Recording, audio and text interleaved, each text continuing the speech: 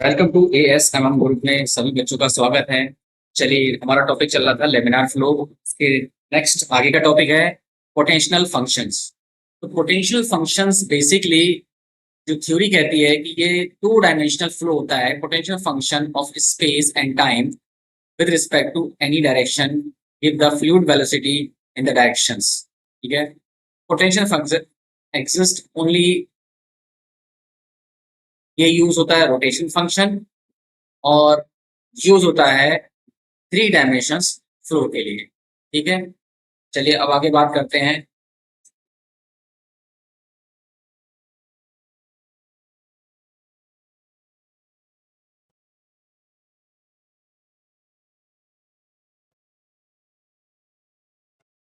चलिए आगे चलते हैं हम कुछ पॉइंट्स के ऊपर।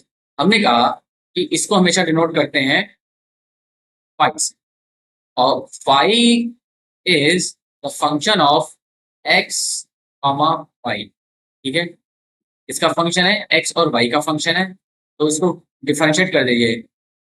डिफरेंशिएट करेंगे तो डी फाई इक्वल्स टू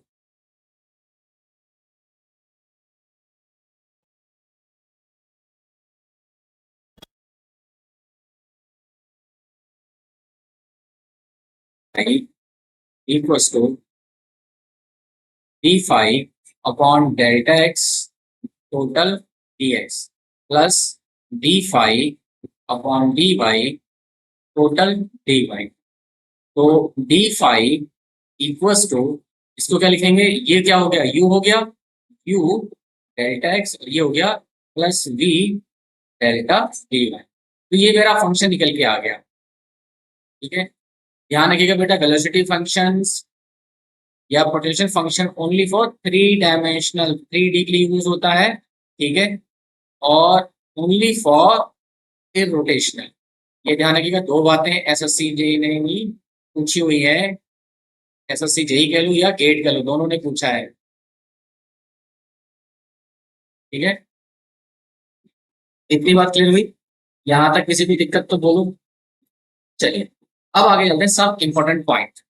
तो सब इंपॉर्टेंट पॉइंट में पहला पॉइंट है study and non uniform flow. पहला कह रहा है, पहला पॉइंट कह रहा है study and non uniform flow. तो स्टडी तो पहले क्या मतलब है, अगर मेरा नॉन यूनिफॉर्म है तो इसका मतलब मेरा स्पेस कैसे करेगा, वेरी करेगा। ठीक है, लेकिन मेरा जो डिस्चार्ज है वो क्या होगा, पहला पॉइंट के लिए डिस्चार्ज क्या होगा, डिस्चार्ज मेरा कांस्टेंट होगा और क्रॉस सेक्शन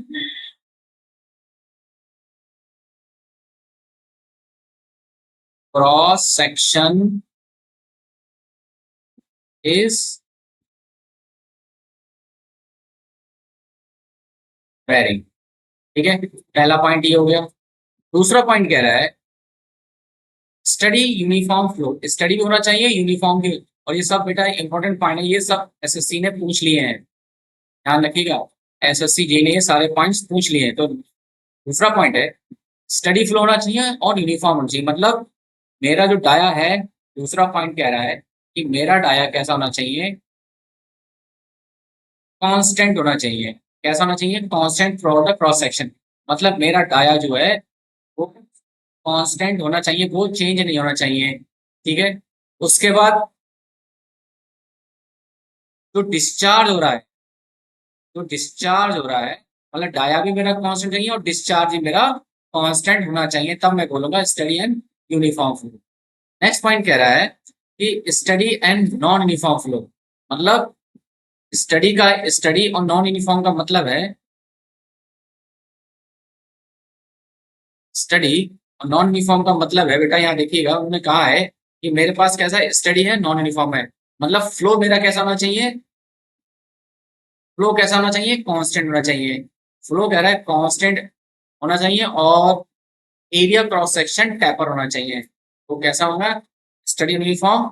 मतलब मेरा तीसरा पॉइंट ये है कि तीसरा पॉइंट डिस्चार्ज, जैसे अपने पहले बात की, डिस्चार्ज मेरा क्या होगा, कांस्टेंट होगा, लेकिन मेरा ये क्या होगा, एरिया चेंज होगा, मतलब टैपरिंग एरिया होगा। ठीक है, नेक्स्ट पॉइंट कह रहा है, ये मेरा हो गया तीसरा पॉइंट बेटा। और ये चौथा पॉइंट कह रहा है कि steady unsteady uniform flow, unsteady होना चाहिए और यूनिफॉर्म ही नहीं, flow at a varying rate through a long straight pipe. मेरा क्या होना चाहिए, मेरा एक लॉन्ग पाइप होना चाहिए, एक लॉन्ग पाइप है, ठीक है। चौथा पॉइंट है मेरा लॉन्ग पाइप होना चाहिए। लॉन्ग पाइप का मतलब है मेरा जो फ्लो है वो ऊपर नीचे कर सकता है, अनस्टडी है तो flow rate very through the long straight pipe, ठीक है। मतलब मेरा जो डिस्चार्ज है, डिस्चार्ज वेरी, तो ये हो गया अनस्टडी, ठीक है। लेकिन मेरा डाया कैसा होना चाहिए, कांस्टेंट है, डी इज अ कांस्टेंट, तो इसका मतलब क्या हो गया, ये यूनिफॉर्म हो गया, ठीक है। इतना नोट करिए, सारी चीजें पूछी जा चुकी है, ठीक है। इतना नोट कर लीजिए सारी चीजें, और एसएससी ने बहुत बार पूछा है, इसको बेटा ध्यान रखिएगा, ठीक है।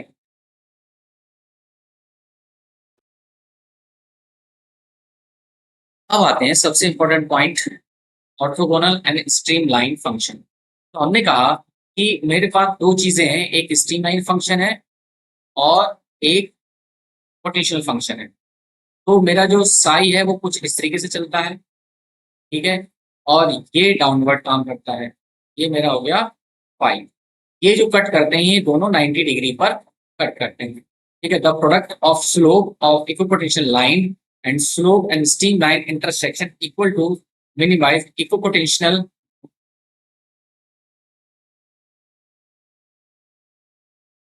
ये बेटा इक्विपोटेंशियल लाइन है, ये गलत लिखा हुआ है, ये मैं यहाँ लिख देता हूँ।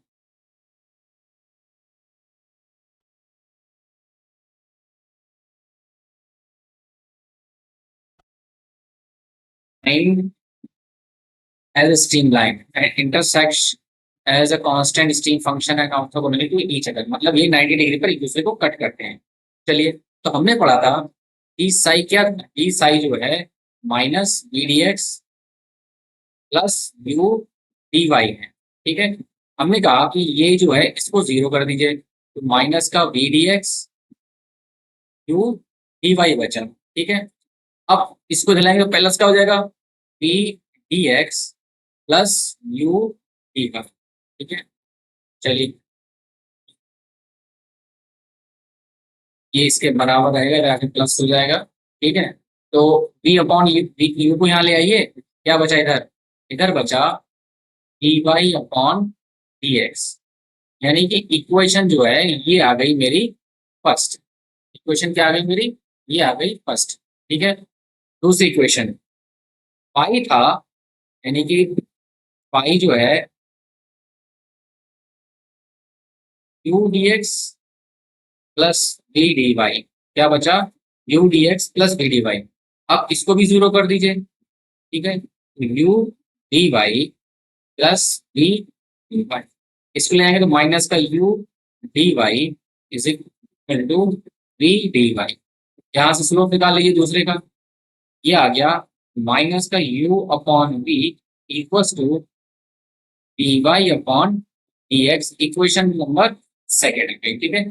दोनों को मल्टीप्लाई कर दिए, फर्स्ट इक्वेशन सेकंड को दोनों को मल्टीप्लाई करेंगे तो ये आ जाएगा v divide by U multiply minus का u divide by v, v से v कैंसिल, u से u कैंसिल, माइनस का वन बचा, यानी कि माइनस वन, इसका मतलब इक्व पोटेंशियल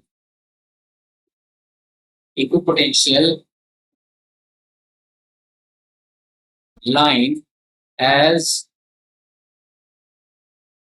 एज इक्व, ये हो जाएगा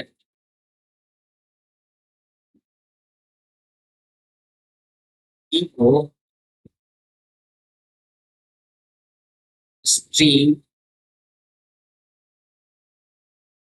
line is perpendicular each other. इतनी बात क्लियर हुई। तो वही बोला था कि जो प्रोडक्ट है, product of the slope equipotential line and slope of the stream line and intersect equipotential minimize equipotential line as a constant stream function as orthogonally to each other. ये दोनों को क्या करते हैं, ऑर्थोगोनली ईच अदर कहाँ करते हैं, cut करते हैं, इंटरसेक्ट करते हैं 90 डिग्री। ठीक है। और ये एक दूसरे को जो वैल्यू आ रही है वो आ रही है माइनस। ठीक है। तो माइनस जब भी हम बात करेंगे तो जो स्लोप आएगा वो क्या आएगा, इक्विपोटेंशियल लाइन और ऑर्थोगोनल लाइन, मतलब इक्विपोटेंशियल लाइन और स्टीम फंक्शन लाइन, ये सब कहाँ कर रही है, मतलब steam function line and potential function line दोनों एक दूसरे को 90 डिग्री पर कट करते हैं। 90 डिग्री की वैल्यू -1 होती है, यानी कि वहां स्लोप क्या है, वो नेगेटिव है। ठीक है। चलिए यहां तक नोट करिए।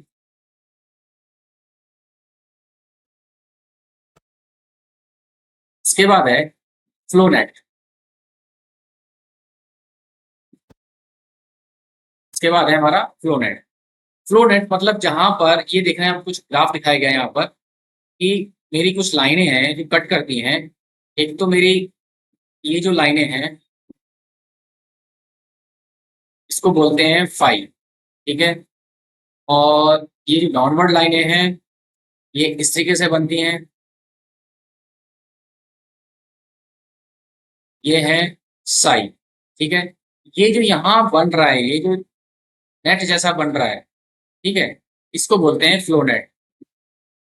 Grid obtain any drawing series occupations line and stream line called net flow. मतलब जहां पर ये कट करती है वहां पर एक क्या बन जाता है, कुछ इस तरीके से बन जाता है, उसको बोलते हैं flow net. Important only two, ये सब टूल एनालिसिस के बनाया गया, 2 डायमेंशन के लिए और इन रोटेशन फ्लो प्रॉब्लम को सॉल्व करने के लिए बनाया गया था। ठीक है। तो नेट फ्लो क्या होता है, जहां पे दोनों लाइन कट करती हैं वहां पर उसको क्या बोलते हैं, फ्लो नेट बोला जाता है। ठीक है। उसके बाद आते हैं सर्कुलेशन।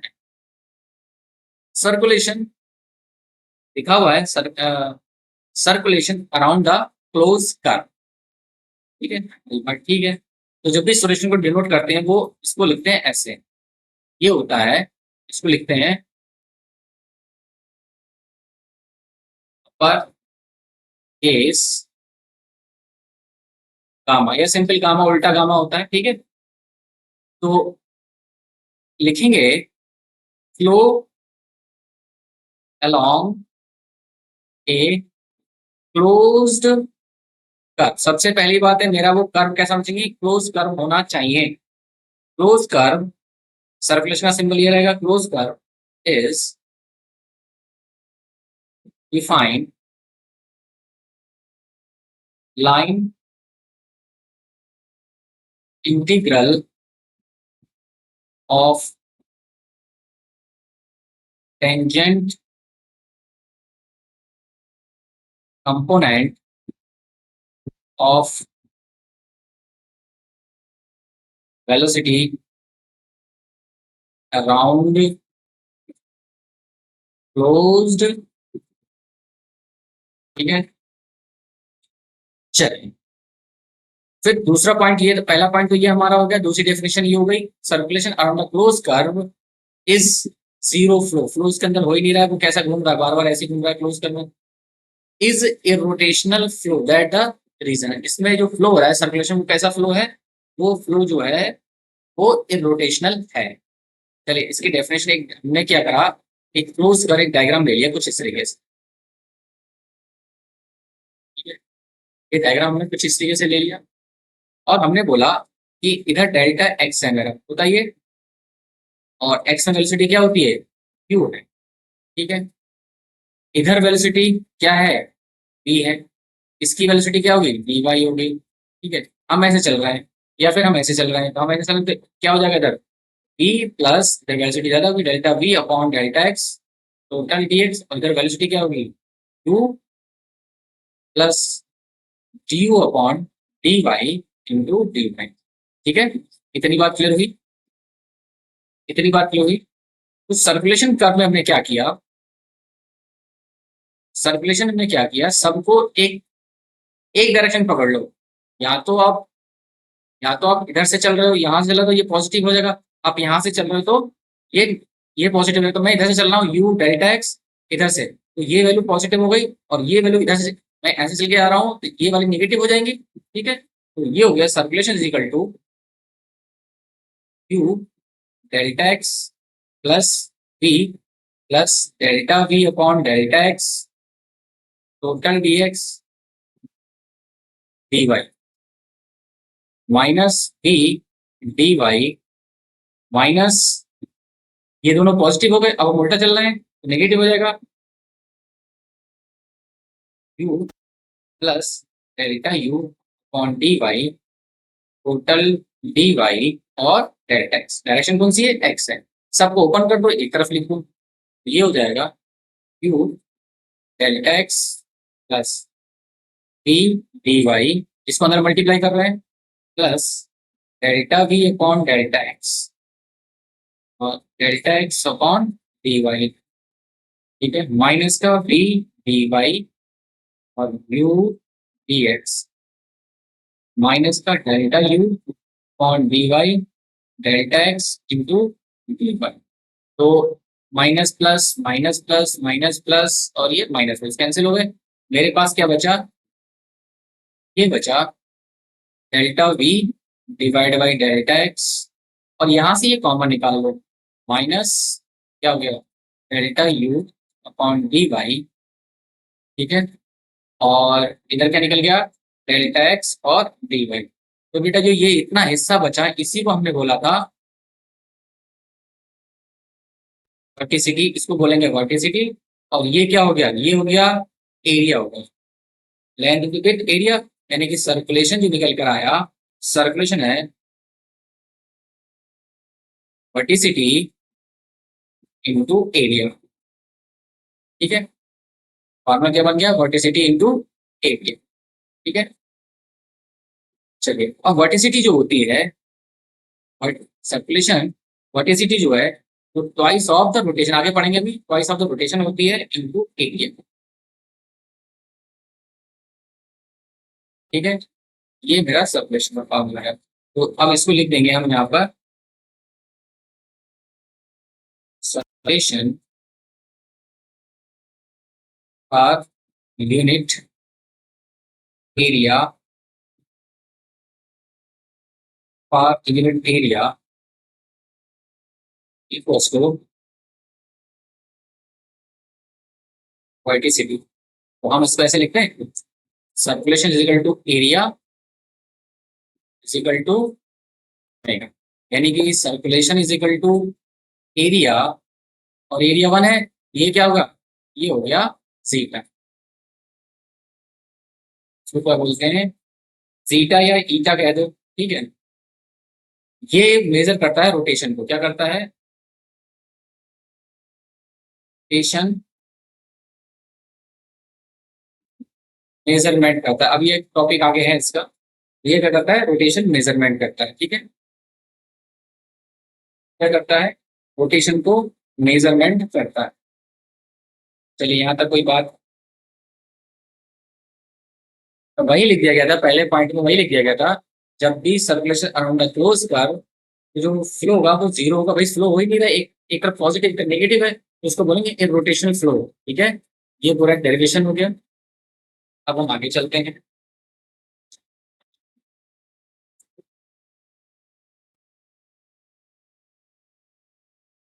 चलिए बात करते हैं वर्टिसिटी। वर्टिसिटी क्या होती है,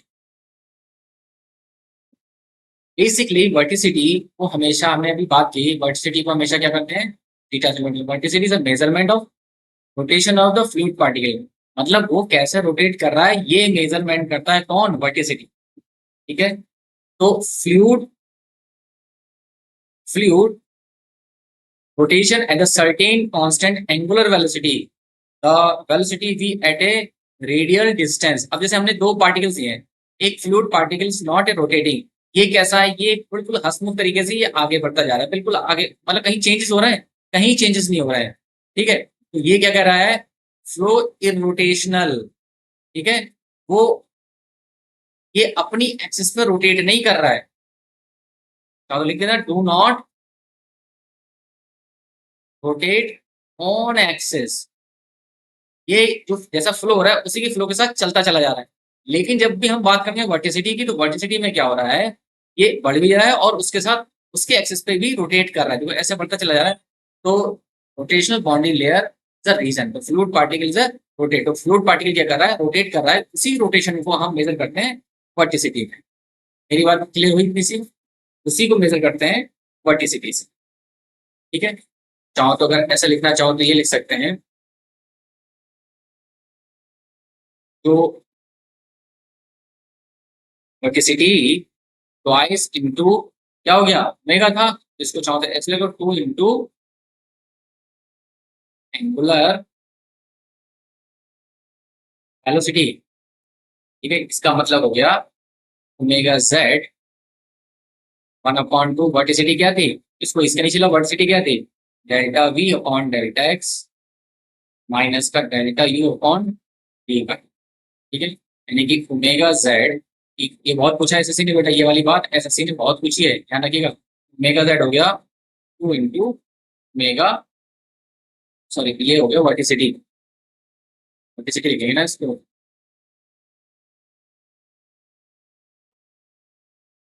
अभी तो ये हो गया, इसको तो उधर ले जाइए, तो ये हो गया beta z equals to 2 into mega z. ठीक है, ये मेरा फार्मूला बन गया है।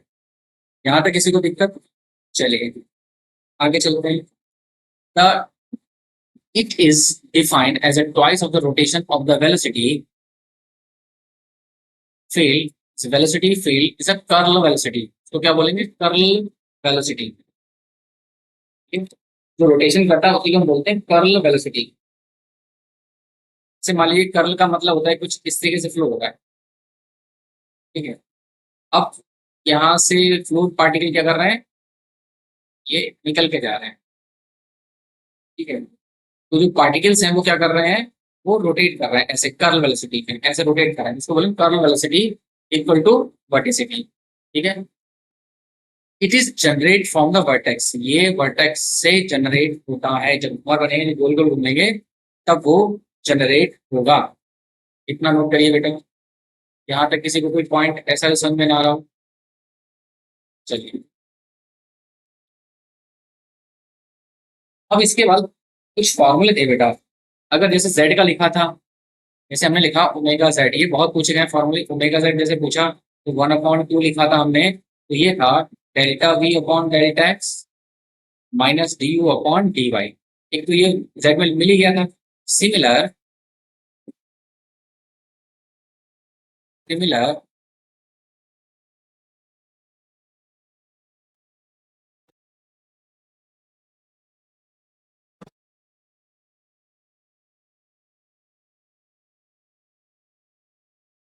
सिमिलर ओमेगा एक्स में कितना हो जाएगा, 1/2 d omega upon D y minus d v upon d z, और वाई में हो जाएगा 1/2 d u upon d z minus d omega,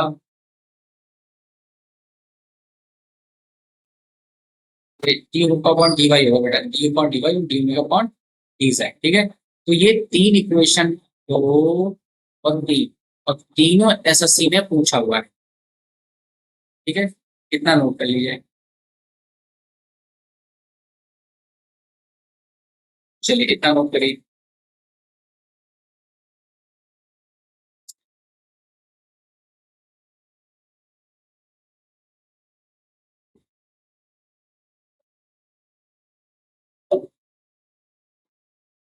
कितना नोट करिए बेटा,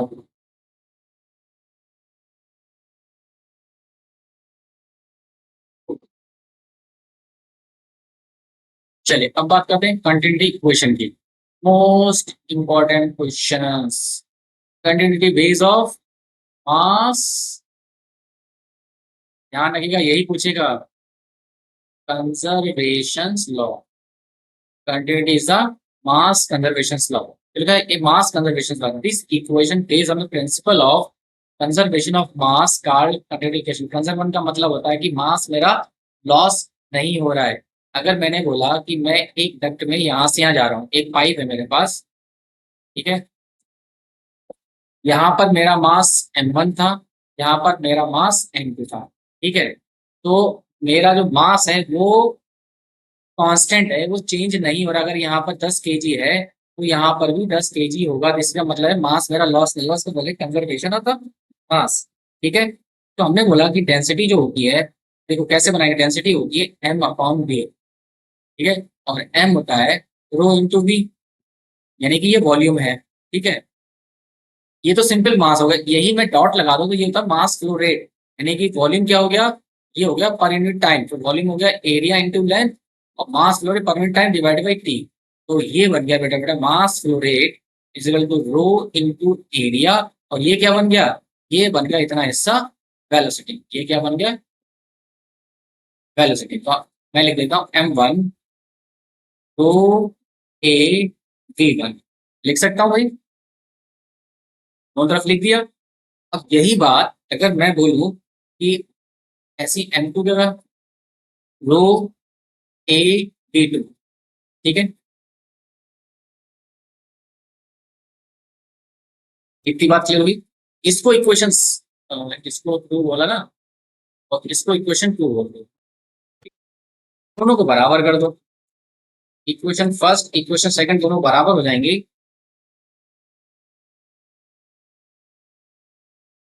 तो इक्वेशन फर्स्ट बराबर इक्वेशन सेकंड, यानी कि मास m1 बराबर m2, दोनों पर मास बराबर है। तो क्या लिखेंगे, रो 1 a1 v1 और रो 2 a2 v2, ठीक है। तो ये जो मैंने लिखा है यहाँ पर, क्यों लिखा है यहाँ पे, मैंने बोला कि मैंने इसको सिंपल मान लिया, तो इसको रो 1 a1 कर लो, ठीक है, या रो 2 a2 कर लो, ठीक है, मैंने ये बोल दिया। अब यहाँ लिख देना this valid for only steady flow one dimension,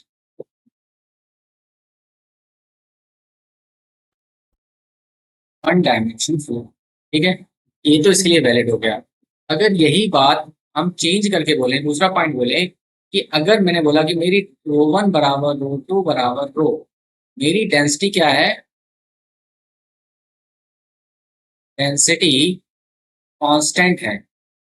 तो जब डेंसिटी कांस्टेंट है तो अब ये हट जाएगा यहाँ से, तो क्या बचेगा, a1 v1 बराबर a2 v2 बचेगा बेटा। अब a1 v1 बचेगा तो ध्यान रखिएगा बेटा, कभी भी लिखे it is valid for one dimension and incompressible flow. क्या बोलेंगे, इनकम्प्रेसिबल। दो बातें आपको याद रखनी है बेटा इसमें, ठीक है। इसमें एक तो चल रहा है वन डायमेंशनल, ठीक है, दूसरा कंप्रेसिबल, ठीक है। और चाहो तो इसको यहाँ लिख सकते हो, कंट्रीडिक्शन जो होती है, एक तो मास कन्जर्वेशन लॉ पे अगर डायमेंशन की बात करते हो, ओनली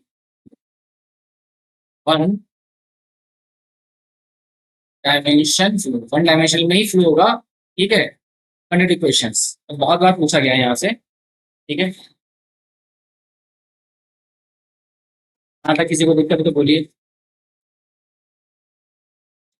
यहाँ तक किसी को कोई पॉइंट ऐसा जो समझ में ना आ रहा हो। चलिए, ये टॉपिक यहाँ पर बेटा फिनिश हो जाता है, पूरा का पूरा टॉपिक फिनिश हो गया। अगर यहाँ तक किसी को दिक्कत है तो आप बोल दीजिएगा, हम आपको बता देंगे, ठीक है। बाकी सारा टॉपिक फिनिश हो चुका है, लेमिनार फ्लो। अब हम पढ़ेंगे